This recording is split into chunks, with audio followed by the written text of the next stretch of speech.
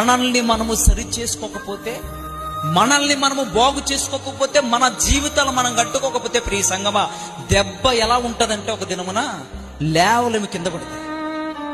దేవుడికి ఇష్టం లేకుండా జీవిస్తే, దేవునికి వ్యతిరేకంగా జీవిస్తే, దేవుడికి మనం ఇష్టలుగా ఉండకపోతే ఒక దినమును తగులుతుంది దెబ్బ. ఆ దెబ్బకి ఎవడు కూడా కూర్చున్నవాడు మళ్ళీ పైకి లేవలేడు. నా దేవుడు పడిపోయిన వాళ్ళు కూడా లేవనెత్తగలవాడు, నిలబడి ఉన్నవాడిని కూడా నేల మట్టుకు తీసుకురాగల సమర్థుడు దేవుడు మాత్రమే మన దేవుడు. మనుషులు పెడితే పెళ్లి, పెట్టకపోతే చావు. కానీ నా దేవుడు నీతో ఉంటే నువ్వు అనుకోలేనివి, నువ్వు చేయలేనివి కూడా నీతో చేపిస్తాడు. దేనికి స్తోత్రం.